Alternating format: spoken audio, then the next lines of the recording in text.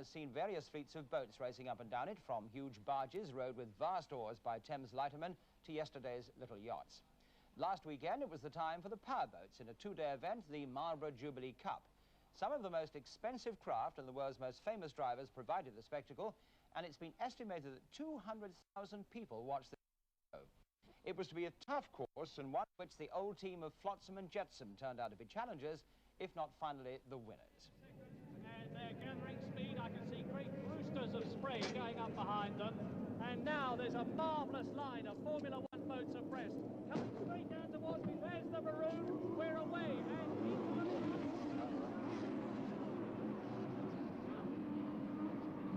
The start of the first powerboat race Londoners have seen on the Thames for 50 years, and straight away the maestro of the sport, Renato Molinari of Italy, streaks into the lead.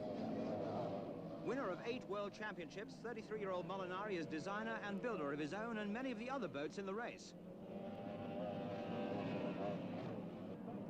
Teammate Bob Herring is another professional driver, but it's the first time either have faced the tough conditions caused by this fast-flowing tideway. Bob Spalding from Ipswich is leading the British contingent, followed by his partner, British and European champion Tom Percival in boat number 10. But it's the Dutchman Kees van der Velden, the Niki Lauda of the powerboat game, whom Molinari fears most. Despite floating booms at each end of the course, driftwood, the greatest enemy of the powerboat, is slipping through, and Spalding is already in trouble. Molinari is beginning to build up a good lead, and with Spalding in the pits, American Bob Herring is in second slot, with van der Velden hard on his tail. The pressure is really on, but the swell caused by the incoming tide is beginning to prove as tricky as the Flotsam.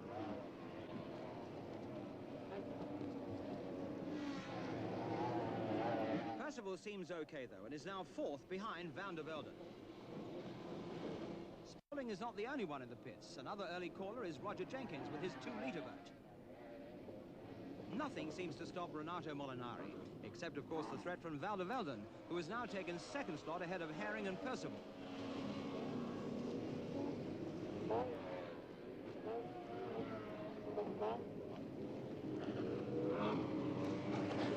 Already, the leading Unlimiteds are beginning to lap the smaller 2-litre boats.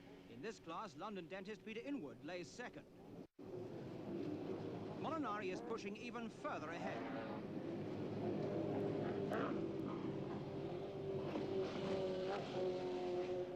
But now teammate Herring is back in second place ahead of van der Velden. Percival is chasing him hard, and Herring nosedives right in front of the timing control.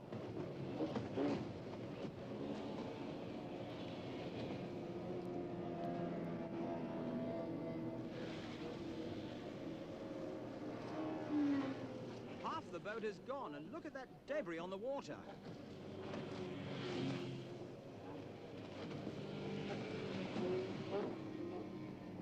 There goes the remainder of the boat sinking to the bottom. The rescue boats are racing to the scene. They're much needed with all this high-speed stuff around.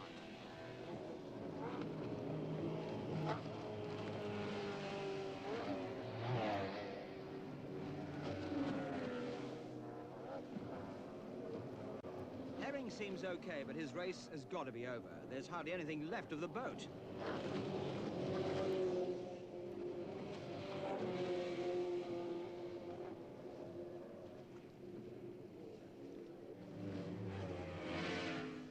After checking that his teammate is okay, Renato Molinari again puts his foot hard on the throttle to keep ahead of van der Velden.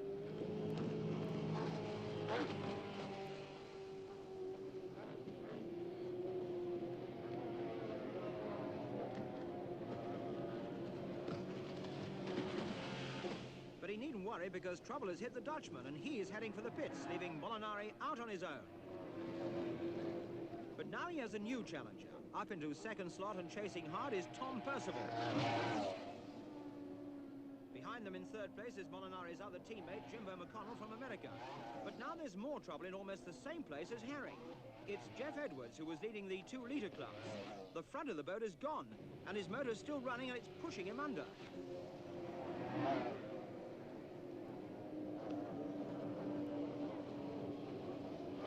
Again, debris is all over the river. Someone must surely hit it. The whole area is covered with bits of boat as the rescue craft move in.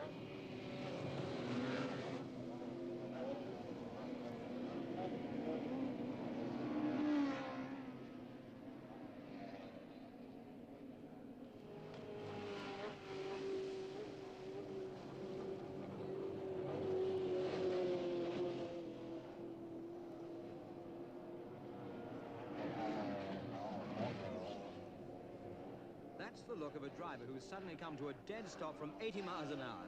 He's perfectly all right, though.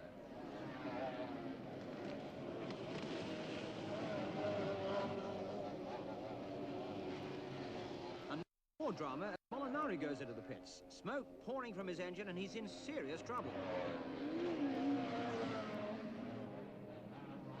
Tom Percival takes the lead for Britain.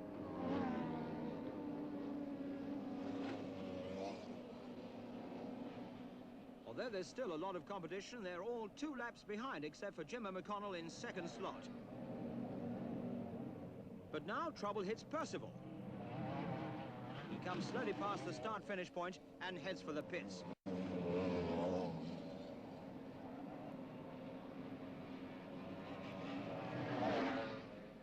McConnell is also in trouble and heading for the pits, but with only minutes of the first heat left, he's quickly waved on. But not in time to prevent number 18, Gordon Mciver, overtaking him into second place. As the race draws to an end, Bob Spaulding has got going again, but is many laps down.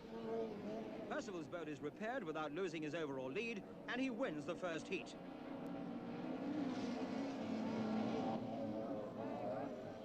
And here comes McConnell. He obviously was in trouble, but he's determined to finish and pulls himself across the line to complete the race. The Marlboro Jubilee Cup in Jubilee year, and Princess Margaret joins the thousands of spectators in Battersea Park in Chelsea. After speaking to the drivers in the pits, Her Royal Highness moves down to Battersea Pier to start the final heat of the big race.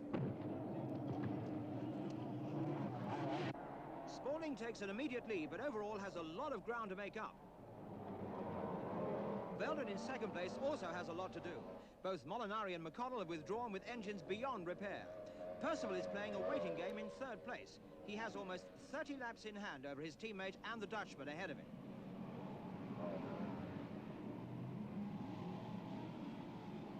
But Veldon is determined to win this race at least and shoots into the lead.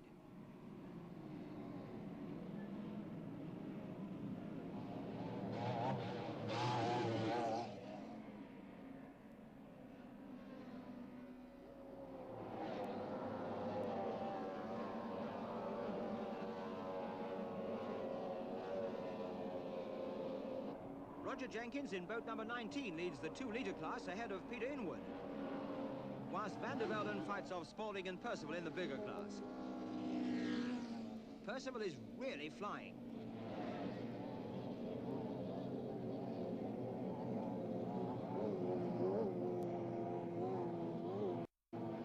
Gordon Mciver is well up with the leaders in boat number 18. But it's trouble again for Kees Van der Velden, this time with a capital T. As he pits with transmission trouble, he misses his mechanic's outstretched hand and grabs the boat hook, but the strength of the tide is great for the boat. He slips, and he's in.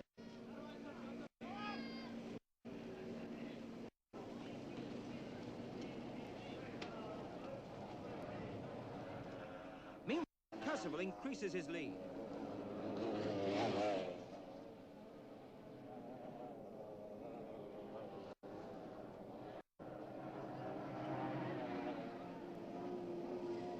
Van der Velden's boat is craned out and a piece of driftwood is found jammed in the propeller.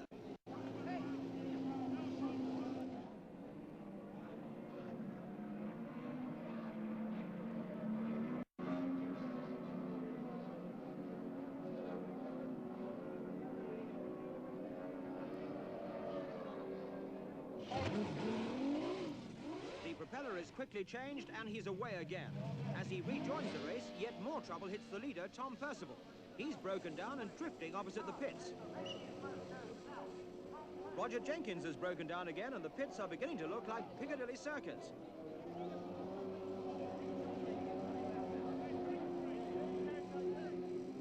Although Percival has a big lead, it's not big enough if this breakdown means a major repair.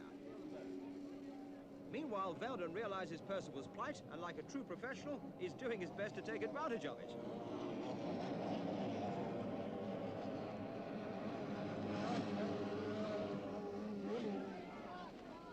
Back at the pits, there's a frantic struggle to get the boats out of the water. For Percival, every second counts, and he desperately shouts instructions to the crane driver and his pit crew.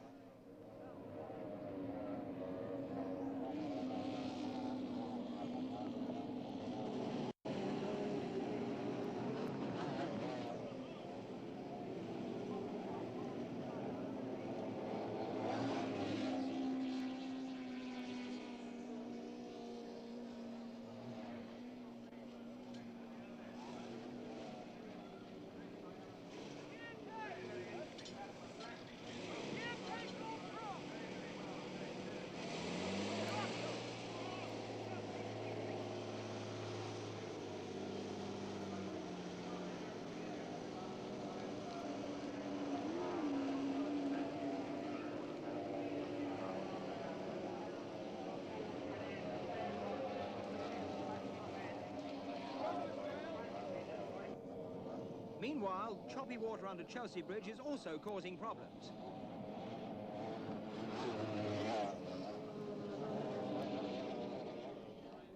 Percival's boat is now out of the water, and his mechanics are speedily replacing his damaged gearbox. At £1,000 a time, these are expensive items, and this is the second one they've had to change in the 2 days.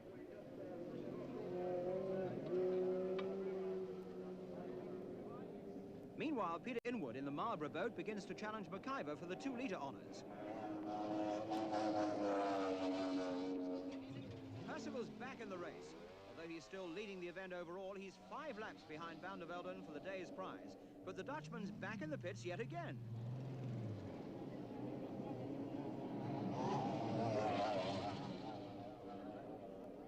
This time it's a combination of transmission and cooling problems.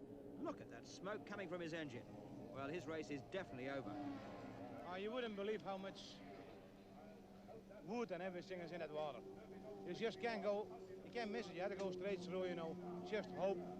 One time maybe you saw I spun out here, hit a big piece of wood and stayed at his keg. He lost all control, you know, and then the next time it happened to me just before the bridge. It's just as lucky that didn't happen underneath the bridge because he hit a concrete wall.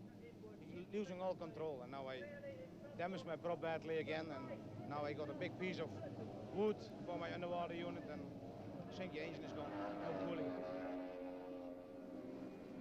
Would you believe it? Percival is coming to the pits yet again. Unbelievably, he needs yet another gearbox. His pit crew must surely be running out of spares.